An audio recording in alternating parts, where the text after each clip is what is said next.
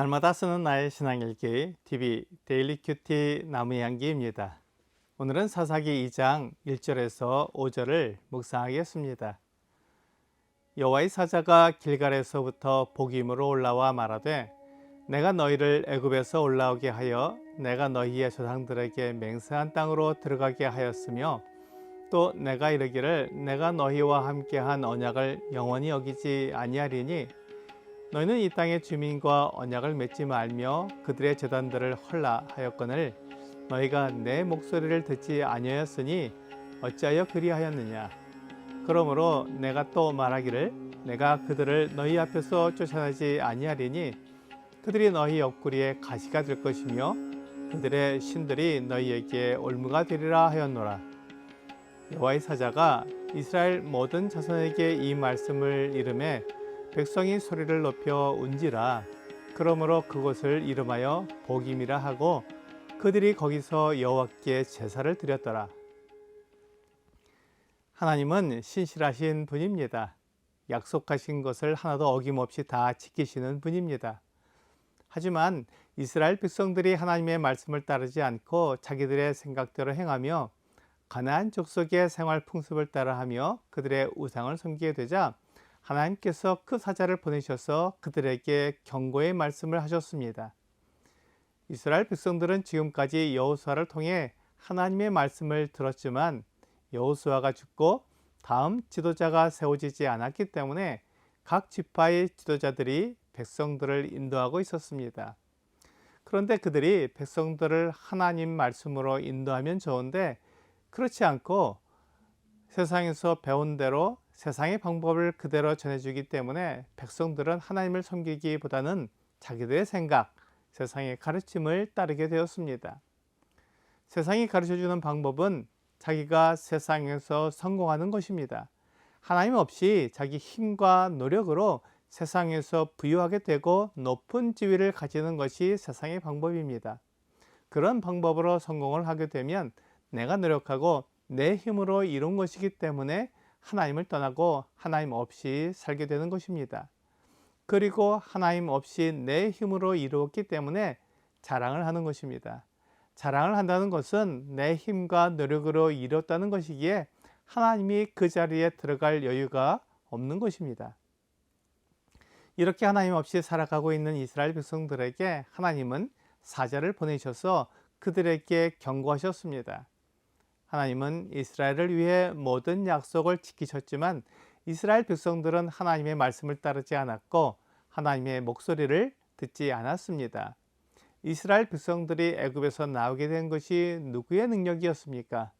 하나님의 능력으로 애굽에서 나올 수 있었습니다. 이스라엘 백성들이 가나안 땅을 점령한 것은 누구의 힘으로 된 것입니까? 하나님의 힘으로 된 것입니다. 하나님께서 이스라엘 백성들을 인도하셨고 하나님이 약속하신 대로 그 땅을 점령해서 차지하게 되었습니다. 하나님은 이렇게 약속을 지키시는 분입니다. 하지만 이스라엘 백성들은 하나님께서 말씀하신 대로 가나안 족속을 진멸해야 했습니다. 여호수아는 이 약속을 지키기 위해 노력을 했습니다. 하지만 기브온 사람들에게 속아 그들과 맹세를 했고 그들은 이스라엘을 위해 물을 깃고 나무를 패는 노력을 하게 되었습니다. 이것이 이스라엘 백성들의 실패의 시작이었습니다. 기브온 사람들이 진멸되지 않고 이스라엘의 종이 되었기 때문에 이스라엘의 지파들은 그것을 따라할 수 있게 되었습니다. 여호와의 사자가 그것을 지적하며 하나님께서 이스라엘을 위해 가나안 땅을 주셨지만 이스라엘 백성들은 자기들의 유익을 위해 가나안 족속을 몰아내지 않고 자기들을 위해 노력을 하게 만들었던 것입니다. 그래서 여호와의 사자는 그렇게 남은 가나안 족속들이 결국 그들의 옆구리에 가시가 되며 그들의 신이 그들에게 올무가 될 것이라고 경고하셨습니다. 여호와의 사자에게 이 말을 들은 이스라엘 백성들은 소리 높여 울었습니다. 그들이 운 이유는 그들에게 임한 하나님의 경고의 말씀이 너무 강했기 때문입니다. 그들이 하나님을 떠나지 않고 하나님의 말씀을 순종했다면 이런 경고의 말씀이 나올 필요가 없는데 그들은 하나님을 떠났고 하나님의 말씀에 순종하지 않았습니다. 그 결과로 이런 하나님의 경고의 말씀이 나오게 된 것입니다. 그래서 이스라엘 백성들은 소리 높여서 울었습니다. 하나님의 경고의 말씀이 너무 무서웠기 때문입니다. 그렇지만 그들은 하나님께로 돌아오지 않았습니다. 그들은 여전히 하나님의 말씀에 순종하지 않았고 우상을 섬겼습니다. 그렇기 때문에 그들은 회개한 것이 아니라 후회한 것이라고 말할 수 있습니다. 그들의 행동에 대해 후회했지만 그 행동을 바꾸지는 않았습니다. 여전히 하나님을 떠난 상태로 있었고 여전히 우상을 섬겼던 것입니다. 베드로후서 3장 9절은 주의 약속은 어떤 이들이 더디다고 생각하는 것 같이 더딘 것이 아니라 오직 주께서는 너희를 대하여 오래 참으사 아무도 멸망하지 아니하고 다 회개하기에 이르기를 원하시느니라 라고 말씀하고 있습니다. 하나님은 모든 사람이 회개하기에 이르기를 원하십니다. 그래서 오래 참으시고 기다리시는 것입니다.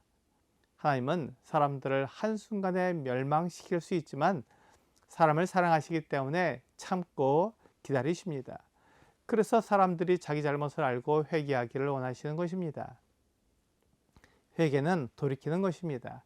지금까지 내가 한 행동이 하나님 앞에서 잘못된 것을 알고 하나님께로 돌이키는 것입니다. 하나님께로 돌이키면 하나님을 떠나지 않고 하나님의 말씀에 순종하며 하나님을 선악의 기준으로 삼는 것입니다. 지금까지는 내가 선악의 기준이었지만 그것이 잘못된 것을 인정하고 하나님께로 돌아왔기 때문에 하나님이 선악의 기준이 되시는 것입니다. 그렇다면 내 생각을 따라 살지 않아야 합니다. 하나님의 말씀이 내 생활의 기준이 되어야 합니다. 하나님의 말씀을 따르고 그 말씀에 순종해야 합니다.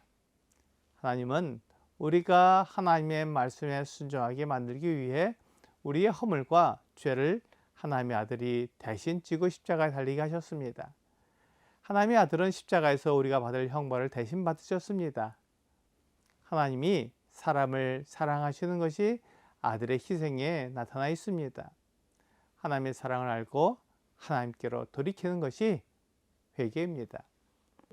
오늘의 적용 질문을 보겠습니다. 회개는 자신의 길에서 돌이키는 것입니다. 하나님 앞에서 잘못을 고백하고 돌이켜야 할 문제가 있습니까? 오늘 회개하고 하나님께 기도해야 할 부분에 대해 적어보십시오.